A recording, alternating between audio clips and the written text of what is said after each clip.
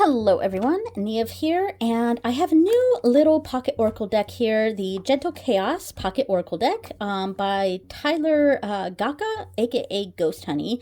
Yeah, and this is, it's very inexpensive, I couldn't say that word, inexpensive little deck that I got on Amazon, and yeah, and it comes in this kind of obnoxious box, but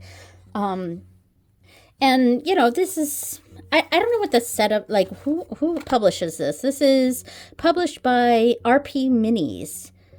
Like RP, like role playing, perhaps? I don't know. Anyway, so it's just I'm obviously not going to keep it in this box because it's kind of ridiculous. It's kind of ridiculous. But it does come with a cool little stand here. I like that. I like this quite a lot. GC for Gentle Chaos. I like that. And thankfully the book does come out of its little sleeve here. So I will be keeping this probably in a pouch. I'm going to make a pouch for this. And I am definitely not going to use this box anymore. I just kept it here for the video. So this deck is definitely not in order. As I've said many times in my other videos, I don't wait until the camera's on me to like use my deck. I don't put it back in order. It is a flip through. It is, but yeah, it's not, you know, an unboxing is what I'm trying to say. Yeah, anyway, so there is one card in here though that I will take out, and I'm gonna pull that to the side and explain when I'm done going through this deck. So this is a nice little deck. I love the edging, very nice edging, very good quality for such a like inexpensive deck. Yeah. So anyway, let's go through the cards. I'm so bad at this. Okay, so I have no idea what I was just saying because I had to pause this because my husband came home. So anyway, so yeah, this little deck, it's the size of it. It's bridge size maybe, but it's kind of random art, random images. Some of it's photography right here. This is like an art. It's kind of like a house here, Imagine Place. And I've done a couple readings with this deck so far, and I've really enjoyed the readings that I got. I like that it's just, you know, it's an image with a title, and I really like that style of oracle. I know there's a lot of people in the tarot occult community, or oracle was, I think, the word I was actually trying to say. The tarot oracle community that doesn't like, you know, just an image with a title, because, you know, what does that mean? Well, I don't know. I like using my intuition on what that means. I'd rather do that than have other words, than have keywords or phrases or stuff on the cards, because I feel like keywords and phrases kind of lock me into a meaning, whereas I can have a lot of different ideas on what the path means. And sorry about the focus here. If it's not, I don't know if these were out of focus, but yeah, there we go. But anyway, yeah, so I could have lots of different interpretations on what this means. And here's one of the cards that's, you know, a bit different, because we have this mix of like just art and then like photography, and this is also photography. This is kind of photography here, and then we have something like this, and I love the kind of the gentle chaos of this, and that's kind of what the deck is all about, is kind of a gentle chaos. There's not really one like cohesive theme, I think it's a word. Man, I can't talk. The home here. Okay, so, and see, and we have some things that are kind of different because we have the imagined place, and I like that this one is drawn, whereas this is the home, and it's almost like it's like old film stuff, so there's a sense of like nostalgia to this card, and I like that. There we go. The chocolate rabbit, you know, and this is a bit of the chaos too. We have like titles that are, and this, wow, focus. Titles that are really random kind of, and I really like that. And what I'm trying to see this image here, the chocolate rabbit. Can I see a rabbit in here? I can't even see the rabbit. It's a lot of just light. There's something right here. I cannot. My face is right by the camera because I'm trying to see if there is the bunny ears. Okay, I do see the rabbit. It's hard to see the rabbit in there. Is this like a flower? Huh. I'm gonna have to look at this card more in depth later. And then we have the teeth, and it's a line of teeth. And I don't know. It's something like this is so interestingly done. The cave. And then we have, the lost sock. It's also, everything's so random, but I like it, And, it's definitely a gentle chaos. And this one, the found photos, definitely feels, there's a lot of nostalgia with this deck. I mean, we've got Oscar's wife. That's so random, but like, I don't even know who that is. Let's see. Oscar's wife. Let me put the old found photos back here. Let's see. The moths. Oscar's wife. So, and I didn't even open the book to show this, but so the contents, it's introduction and then the card meanings, and that's pretty much it. Does it have spreads? I don't think it has spreads.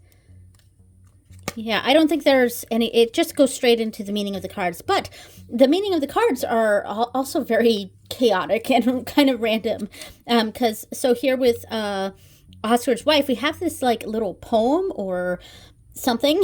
So for Oscar, his unnamed wife, this unnamed fish, I mourn all three, but in her faded smile, I feel joy in my ribs and the clover under my feet. So Oscar's wife teaches us to cherish the memories and legacies of everyone, even the people we never knew. Hold space for those you love and do not neglect your past. And I kind of like that because we have no idea what this woman's story is, what her name is. We can see that she was going fishing.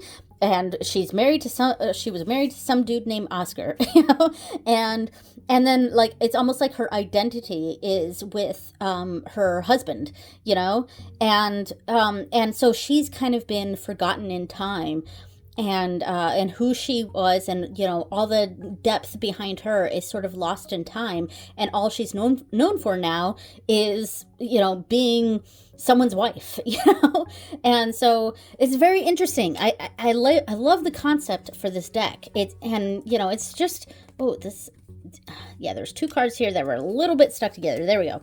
The Queen of the Night. I love that. It's just, I don't know, it's there's a depth to this deck that you wouldn't automatically like get. I don't know how to explain that, but like that it's not obvious, until you start going through this deck, and it's just like I actually love it. And I love that, normally I don't really like kind of different art in a deck. I like my decks to be a bit more cohesive. And this is a bit of a challenge to that, because we have, again, some almost vector graphic style artwork here. So the lovebirds. And the choice on what style of art is used is also something that we can read into the card itself. Like the things that are pictures, that are photography, maybe they have something a bit more real with them.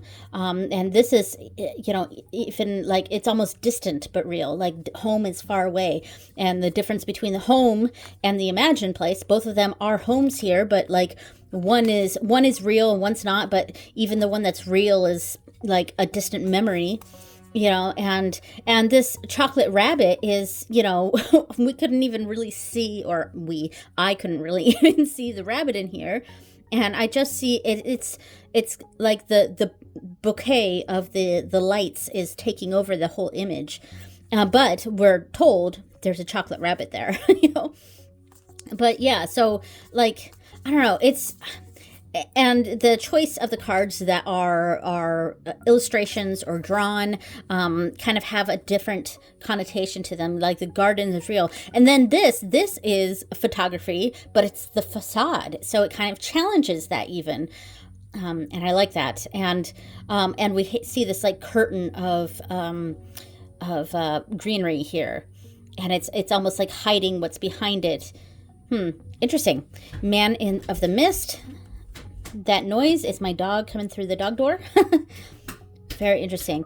There's definitely a feel of this deck. And then this is a bit different too. This is the Ring. And I've got to get this close to me to see what's going on here. Because you know what I almost did? I almost went like this. But, yeah, I cannot quite tell what this is. It's someone's hand. You can see their tattoos. But the ring that's on their hand is like, I don't know. It's hard to say. I'm going to put it up to the camera and see if you guys can see what this is. Let me see if it focuses. All right. Is it like just like the stuff from the beach? Is that what's making up the ring? I can't tell. This close, you guys are seeing, you know, my piss poor nail polish job. All right, and then we have the mantra, and this one's a bit different too, where it looks like we are getting part of some sort of photography, and the mantra up here says, let me see, there's magic here, and there's another one that has some words on it, and it's similar. So there's magic here, the mantra. All right, wedding day roses, beautiful. And here's another drawn image, an illustration here, the barter fairies cone. Interesting. The enchantment, the curtain. That'd be interesting with the facade where we had that kind of curtain of, right here, we had that curtain of leaves of the greenery, and that's the facade, and this is opening the curtain. So that's kind of cool. The bricks, and they're not nice and neat. They're really haphazard. It's something that's orderly, but it is currently in chaos, you know.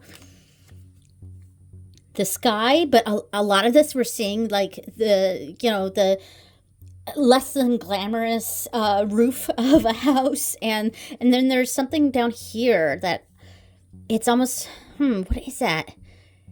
36A, CA24E. So like maybe from a car.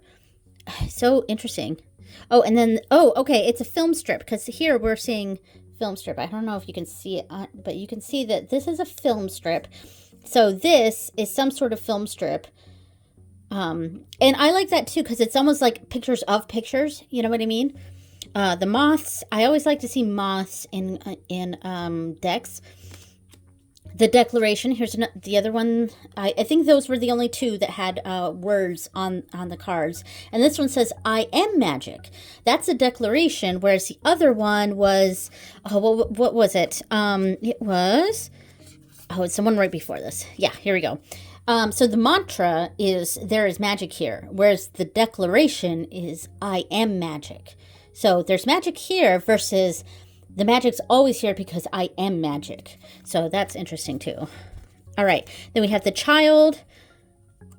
Kind of makes me think of my brother when he was little. Let's see. The tower. And this feels much more like the tower in Lenormand versus the tower in Tarot. This doesn't feel, well, it depends on how you look into it. Because if you're looking at it through the lens of like capitalism, then maybe it's more like the tower in Tarot, where it's almost like a beautiful thing, but you know there's a lot of darkness underneath it. There's that, or we look at it like the tower in Lenormand, where it's a bit more like institutions. It's a bit more like official places. It's tall places. It's isolated. Yeah. Shells. This is very similar to the teeth card. The field. Very pretty. The deer. The leaf. I'm not sure if this is an illustration or a picture, but there we go. The mirror. And okay, this is actually, we're going along with the card that I pulled off to the side. Okay, so this is a card I pulled off to the side. And initially, I was not bothered by this card too much. I thought it was a bit weird. I mean, why are we seeing this random dude? And then we had this random word on there, ghost hunting. And I was like, okay, well, perhaps it means something. And I rarely go through the book. I only sometimes go through the book. But that's when I realized that the author of the deck is Ghost Honey. And this became, all of a sudden, very uncomfortable for me. And I don't like this. I do not like that they put themselves in the deck like this. I don't know. I'm not against creators putting themselves in their decks, per se. But But I don't like this at all, and I'm gonna keep that out. But now that I know that that's the case, now this card, we see that that is the actual creator. I don't like that. Like, I kind of want to paint over his face. Like, but I like the mirror as a card. Yeah, I don't know. I don't like that. I'm gonna pull that to the side. But anyway, people may disagree with me, but like, I'm not a fan of that. Like, why? I don't know. It seems, I don't know what the creator's intentions were, what their motives are, so I don't want to presume anything about the creator. It's just that sort of way of putting oneself in their own deck like that, unless it's a personal deck, not one you're selling to other people. But I don't know. It just feels weird. It feels, I don't know, like you're inserting yourself into other people's readings. Does that make sense? But other than that, like, I love this deck. So we got the yellow angel trumpet, this type of flowers, and I love the art. The photography is so well done. I love that. The roots, love that. The forest floor, and I do love the ones again, the pictures of pictures, like we're seeing the film strip again, and I like that. The swans in the cemetery, this came up in a reading for me, and it was pretty heavy, for sure. There we go. The bridge. I do really love this art, like this photography style, with the kind of over exposure, etc., like the sort of imperfection. I like that a lot. So the threshold, I like that. I love doors. And I love the doors. Yeah, I like that. So this is also a very strange one, and I think I've seen other people's walkthroughs. Well, I haven't really watched other people's walkthroughs of this deck, but I've seen people use this deck. And a lot of people don't really like this card because it feels so out of place in this, but honestly, I kind of like this. It's the Goblin of all lost things and stuff. And I like it. The whole point of this deck is it's a bit chaos. It's a gentle chaos, and I kind of like that card. I don't like seeing the creator in the deck. I don't know. That's weird to me, but other than that, I do like all of this. The ocean, the prayer, and I love this. Oh yeah, like that. The lone cypress, I like that one too. The jellyfish. I was stung by a jellyfish once. The palms, and that makes me think of my hometown. I'm from 28 Palms. And then the garden snake. Yeah, I like that one too. And I don't know who this person is. Is this the creator? It looks like not. So someone else. But yeah, I'm really not a big fan of this thing, though, is of putting yourself in the deck like this. I don't know, it's weird. I don't like it. Anyway, so I'm going to, as far as shuffling, can I shuffle this? The cardstock is a little stiff, but it does, yeah, there's a bend to it. It shuffles. I think I have only overhand, but yeah, it does riffle and shuffle pretty nicely too. Now, I took out 2 cards, so I'm not sure how many cards are left. Let me count this really quick. Okay, I took out 2 cards and counted these, and these were groups of 10, so it's 1, 2, 3, 4, 40, and then there were 7 left, 47. So there are 49 total in this deck, but I've reduced it down to 47. So I've pulled out some decks to try to pair with this, and I kind of pulled out a lot of the decks that I almost never use. And I don't know why, but I thought I don't know, I was going for a certain feel. And a lot of these decks are decks that I don't use a lot. So we'll see what we come up with here. Okay, so for this first deck, I am using, oh my gosh, the name of this just escaped me. I think it's a Bifrost Oracle, and it's a Norse mythology deck, and I did not buy this deck. It came in a subscription box.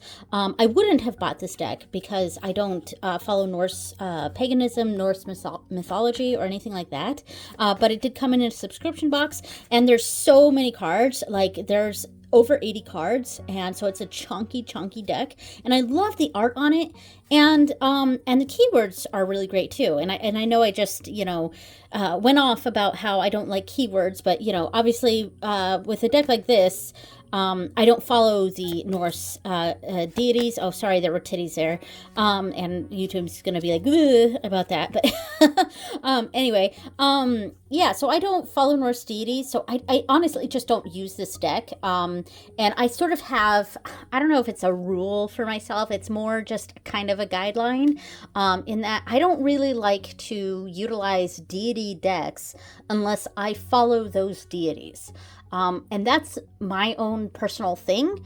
And because of that, even though I actually really like this deck, and it's black and white, which is normally not really my thing either, but it's very comprehensive, and it does come with a nice book too. But anyway, this is not about this deck, but I pulled this out just because I thought maybe it could go well with this. And I still don't know when I'll ever use this deck. But it's not something I want to get rid of, and so I pull it out every once in a while, mostly for these pairing videos. And who knows, maybe someday I'll learn more about these deities and perhaps start to follow some of them. I don't know, but anyway, I also set up a 2x3 6-card tableau style spread with the Gentle Chaos, and that's because it's a small deck. So I thought I could utilize it in this sort of spread, a 6-card sort of spread where we have a meaning for this line and this line, and then we have the kind of as above, so below, or do this, don't do this, and then we have sort of a past, present, future, or beginning, middle, of end sort of thing. So we kind of have a contained reading right here, but it's flanked by 2 deity cards. Oh, yeah, there's another one. Oh, I'm going to have to be careful on this one just because, I don't know, YouTube is weird. I'm just going to put it right side up so I can see the cards that I'm pulling. All right, so, yeah, and I mean, there's not too much I really need to share on this because I think we kind of get the point on this. So I'm not going to spend too long on this, but it does look pretty cool, and I like this idea. Let me change out these cards here. Let's see. And then we got this one here. Let's see. That's kind of cool. I don't know. Just the way I would read this, I don't know. It's neat. It's something maybe I want to experiment with, and maybe not even with this particular deck, just because, like I said, because I don't follow Norse deities, I don't use this deck. And that's kind of my thing with deity decks. And that's actually why I don't like multi decks of deities from like lots of different cultures. Like I love the inclusivity of that. But, I don't, to me, it feels, for my practice, disrespectful to be calling upon these deities that I view as actual entities. And I've formed no connection with them. And yet I'm going to call on them for my readings and for, my own self. I don't know. It feels disrespectful to me. So that's why I don't like to do stuff like that. But anyway, all right, let's move on to the next deck. Okay, so the next one is another one.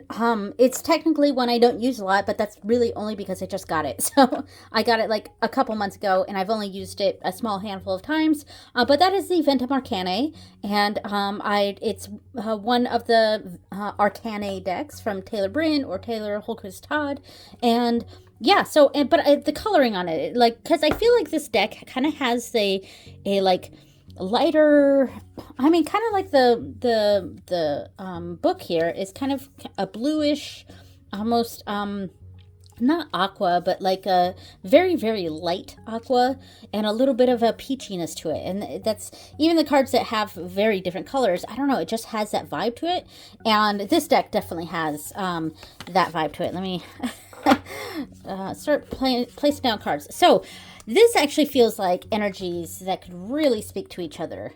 Yeah. And let's switch these out. We've got the ocean. We've got found photos. We have the goblin card, the goblin of all lost things. And then we have the lost sock. So the goblin of all lost things with the lost sock. That's one way we could read into that. And then we have the threshold and the cave. So, I mean, that's a reading we could get from that. And then we start with the King of Cups. It's very cool energy, very cool-headed, and not so emotional, but like taking things very well-rounded, I guess, and acting on a maturity. And then we have the Eight of Wands, which is a rushing sort of energy. So I think it's almost like we start off with this slower energy, and we have the found photos with the lost sock and the goblin of all lost things and stuff. So we've got some similar cards here. Something that's been lost, but is perhaps found, and there's a door opening, and we can see the light through the cave, and then we can rush out. I don't know, that was kind of neat. That was kind of a neat way of reading that. Let's do another one here. And let me actually, instead of laying out the piles of 3 again, let me try doing something else here. Let's see, we've got the bridge. We can do a 3 card. I mean, we could do the 1 card in the center. I just don't like that because these are so small. I want to read them in multiples. I want to read them. We have the bricks, and then the declaration. Ooh, okay. So this could be a nice layout as well. We have, and we don't necessarily need to flank it with a tarot on either side, but I like it. In general, I like to use multiple tarot cards for a reading instead of just one. Depends on the deck, though, because I do have some decks that I only use 1 card from that deck in a reading. But yeah, so this is interesting. This is a rainbow bridge, which is sad. We have that chaos, the structure, but the structure in the chaos. And then crossing the bridge and the declaration of coming out, really empowered. The declaration is something that is a bit more empowering, especially since the declaration on the card is an empowering message. I am magic. Because the declaration itself, without that, could mean a lot of different things. But with that, this now becomes a more empowering card. And then we can go off on our own here. So interesting. And it almost starts off with a collaborative thing here at the beginning, and we're crossing a bridge to realize our own magic, our own empowerment, and we're moving forward on our own. Interesting. I like that. Okay. And I'm just going to lay out one more just to see how these look together, and I am liking this. And obviously I'm looking at it a little bit more aesthetically, because this is tarot. So the tarot is the tarot.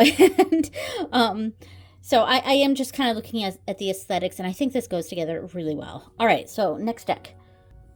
Okay, so for this next one, I'm going to combine the Nocturna Oracle with a few different tarot decks. We're going to start off first with the Wild Unknown, which is not a deck I bring out a lot. I like the other decks by Kim Krans a lot more than the tarot deck, so I don't use the tarot a lot, but I do like her other oracles. But I am combining it here with the Nocturna Oracle, and I will be keeping the Nocturnal here as I switch out the tarot decks, but just so I can go through this a little faster. I'm looking at the aesthetics a little bit, and this deck is a bit more on the chaos side of things. Like, I feel like this one is more light in the dark sort of energy. We have the owl here, and then let's switch out the oracle cards here. So we have the chocolate rabbit, the curtain, and the roots, and then finally we have the hermit. Oh, we just have the hermit. Let me go with a different card. Let me go with the Daughter of Cups. So that I think that's the page. Yeah, I'm so not used to this deck. I've had it. It's one of my oldest decks, but yeah, I don't know. There's always something about this deck that I just never really connected with, but I love the other decks by Kim Krans. So let me adjust this. Here we go. So we have the chocolate rabbit, which I would like to read what it says about the chocolate rabbit. So let's go find the chocolate rabbit. See, crystal ball, chocolate rabbit. All right, so, and then this one. Okay, it does have, because some of these are longer, and some of the entries don't even have this beginning part, this like anecdote or whatever, the poem. So on one cold day, my camera almost gave up on me. I held her close to my chest, tried to breathe life and warmth into her, and snapped this one photo of the chocolate rabbit making his slow revolution. There was so much beauty, and this was... Not saying where this was, but in a time of uncertainty, the dazzling lights, the cold blue Midwestern sky, a window display for a neighborhood for me. A window display for a neighborhood for me. Okay, so this was a window display, and it had a chocolate rabbit in it. Okay, and it looks like it was in motion, like on something like a... Yeah, a rabbit making his slow revolution. So kind of moving on a conveyor belt or something. Yeah, so the chocolate rabbit is a reminder to look for small pieces of magic, even in dark times, to seek comfort in community and selfless acts. Interesting. Okay. So it's like it's a spark of something. You barely see it. It's just there. You can make out what it is, but it's kind of being overshadowed by other things. That's kind of how I'm reading that. And then we have the curtain. We slide open that curtain to see it more, and we see what's at the root of it. What is causing this? And then we end it here with the Daughter of Cups, the Page of Cups, and it's kind of like. Having a new inspiration, or not inspiration is kind of the wrong word for the Page of Cups. Like a new, what is the word that I'm looking for? As soon as I stop this video, I'm going to remember the word that I was looking for. But there's a sense of wonderment, maybe that's what I'm thinking out. A sense of wonderment, of understanding what it was that we saw. Yeah, and I'm not sure how. Ooh, how would... This is very watchful. The owl is very watchful, so it's kind of a keen eye, and can't quite make out what it is. Opening the curtain, seeing what's at the root of it all, and just kind of coming out like with a realization, and like a sense of wonderment. So yeah, I mean that worked. Let's do another one here. Let's see. We've got the yellow angel trumpet. Interesting. With, oops, sorry, I bumped the camera. The leaf and the imagined place. All right. Interesting. I'm not going to try to read all of these, but I just wanted to lay out some of these cards, see how I like them. I'm going to leave that as that. All right, so this was an interesting sort of layout. I'm going to switch out the tarot deck with another one. Okay, the next one is the Book of Shadows As Above deck, which I've mentioned before that I really prefer the So Below deck. It's a 2-deck system, and I prefer the So Below one. And this one is very, it's very kind of Wiccan-y, honestly, and I don't know, it's more spiritual. Oh, excuse me. Sorry about that. It's more spiritual than the So Below deck, which is very mundane, but I do prefer the So Below over this one. But I have started to have a little bit more of bringing back an appreciation for this deck. So I do want to try to use it a bit more. So we have Hyena, and then we have the Yellow Angel Trumpet. I want to look that one up. I want to see what it says for Yellow Angel Trumpet. So it says, there's magic here in the Yellow Angel Trumpet, to have a name that calls to heaven, but to be a flower that can summon death. Ooh, okay, so it's like a poisonous flower. Okay. To perhaps to be just as fragrant and alluring as you are toxic, to bloom with your back to the sun, but still adopt its glimmer. That is dark magic. If ever I've known her, I'm not very good at reading like poetry. I'm not. So the Yellow Angel Trumpet is a reminder that things are not always what they appear. It is great to trust and love, but don't always do so easily. I mean, so we see this laugh. We have something that's a bit different than what it appears, a laugh that's different than what it appears, and then we have this leaf. Interesting. The leaf, and we see the details of this leaf. I don't know what the interpretation is in the book. I'm not going to look up every single one, but so there's something that's very natural to this, and it's got lots of different veins, lots of different directions it could go into, and then there's almost an illusion here going on, and then we end it here with the. This is the king of air. This is one of my problems with this deck. The court cards are the Maiden Mother Crone thing, which I don't ascribe to the Maiden Mother Crone stuff, so that's part of the reason I rarely use this deck. But this is the king of air, basically, and they're they've got the truth in their hands right here. So there is something that that's being really hidden, and maybe this is the blanket that's covering it. And so there's a lot of this imagined stuff going on here, wanting things to be what we want them to be, not what they actually are. And the king of air is what's it has the truth, basically. So that's interesting. And then we have dawn. We're going to have the deer. The mantra, there is magic here, and the field. And then we close it off with, this is the another air card. This is the 10 of airs. That's the 10 of swords, which is an interesting depiction of that. Huh. And I want to do one more. So I'm not sure how I feel about this with this. I'm not sure that it's working. I like that first reading we did just because the message actually did make sense. And aesthetically, I don't know. It always feels like the cards are stuck together. The home, the ring, and I don't want to grab another air card. Let's see.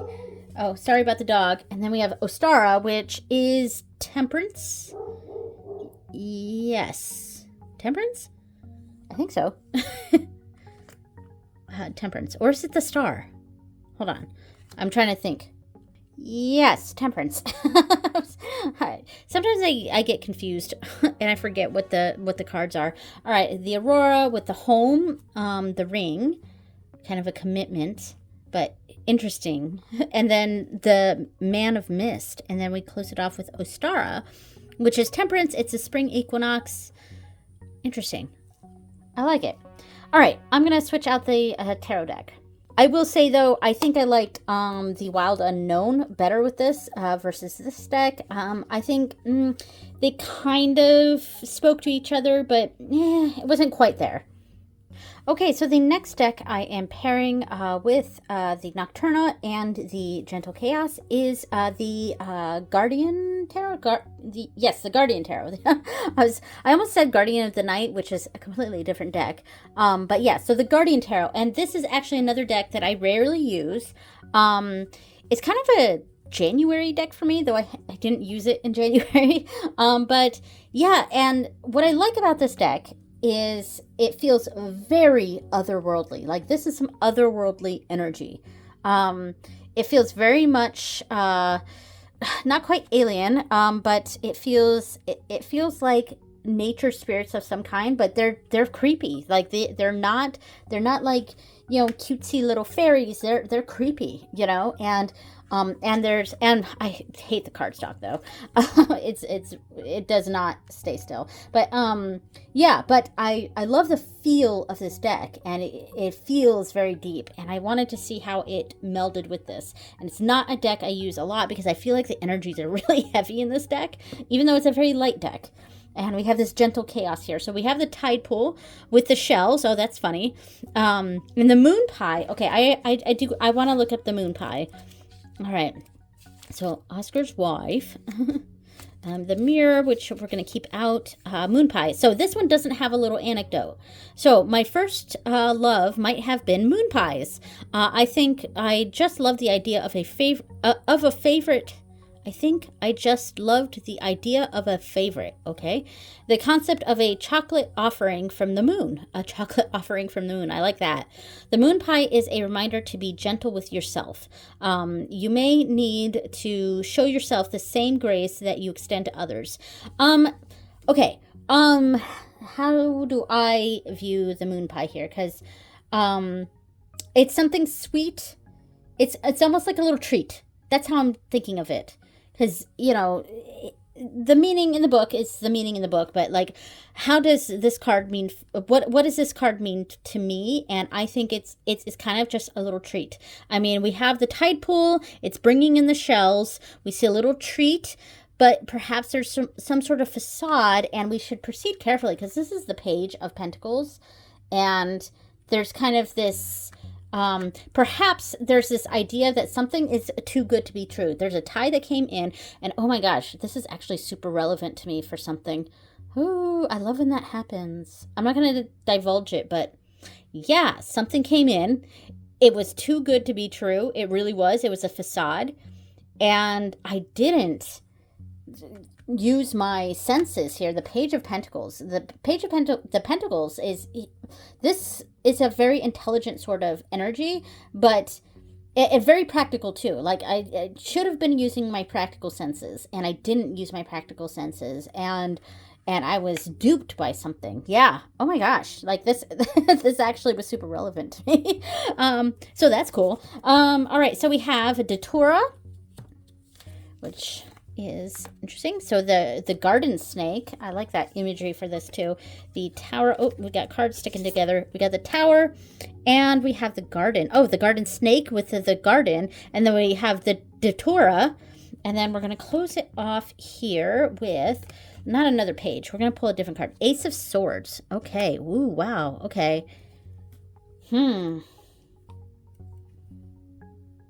Interesting. I like how these cards are really talking to each other, I think. All right, Fennec Fox. I'm just going to put these in here real quick. We have the child. Oh, stuck together. The child. The palms. And we have the path. And then we're going to end it with, let's see. We're going to end it here with the Page of Cups. Oh, another page card. I have like 3 pages together here in this deck. Oh, yeah. Okay. The Page of Cups. I don't know. I kind of want to lay out one more just to see these energies. We got the Ocelot with the Lovebirds, the Enchantment, okay, and the Goblin of all lost things and stuff. And we're going to close it off with the Emperor. Wow. Okay, and I'm definitely connecting what we're seeing here, and this almost feels like the spots of the Ocelot, and then this is, this has sort of that same energy here. Interesting. Okay. So the final pairing, I've pulled out the Oracle of Many Paths, and this is also a deck I don't use a lot because it's fairly new, and it's definitely a deck that requires a bit more of a study and a bit more of an understanding of the numbers and which cards I'm seeing, and also how I am interpreting the images. So because of that, it's a bit of a study, and I haven't used it a lot. So I thought I'd pull it out and see what we can come up with here. So I've done a little bit of a 6-card thing here, where I have the path at the bottom, and that is what this deck is all about. It's about paths. And I kind of liked doing a continuous path sort of with the cards, and they don't quite connect exactly, but they still kind of work as, this is the progression of the path. This is how we're going.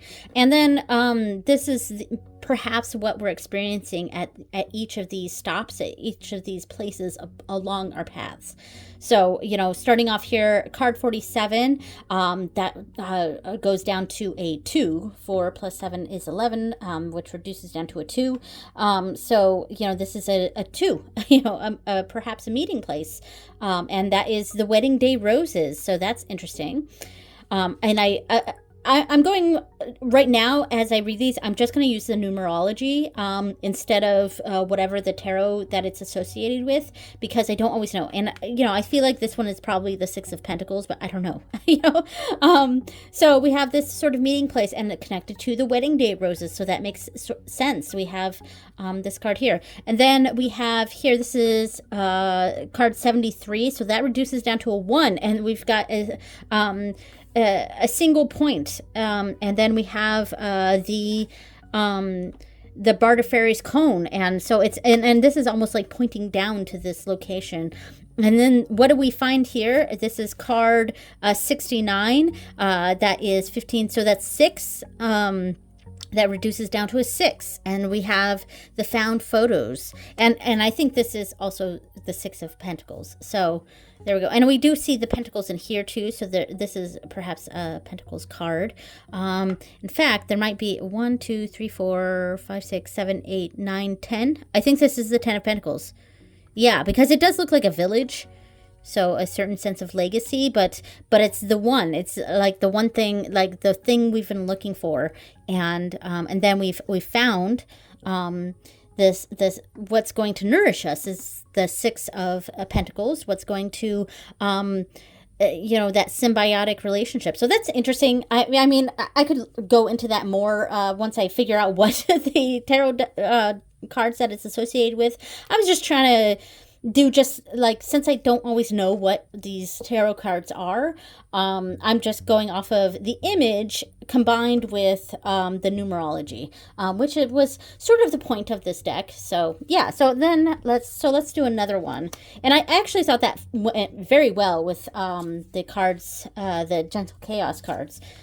Here we go. So here we have this reading here with, we have Oscar's wife. I feel so bad for her that, we call her by a man's, our knowledge of this woman is through the lens of a man, So then we have card 15, which is the devil. Yes, that's the devil. Because the first, 22 cards are going to be the major arcana.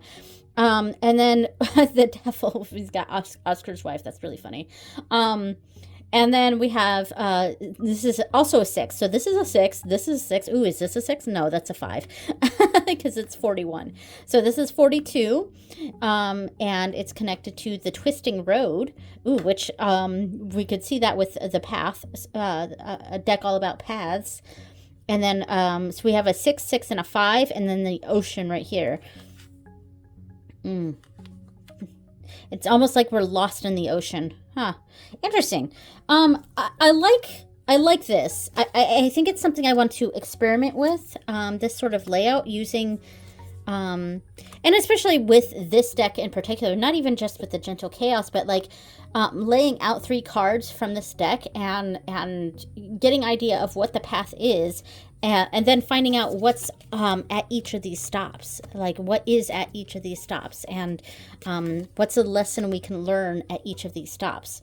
So yeah, interesting. All right, so that is the Gentle Chaos, and I didn't even test this. Let's grab a card. Ooh, the Lost Sock. There we go. And that works just great. Excellent. I love that it came with this. I mean, I can use this with any card, any deck. It doesn't have to be this one, but I do like having just like a single card stand, so yeah. All right, so that is the Gentle Chaos, not tarot, oracle. Thank you so much for watching, everyone, and I will see you next time. Just trying to lay out some cards, bring my own Gentle Chaos to this. All right, there we go. Thank you so much for watching, everyone. I will see you next time. Bye.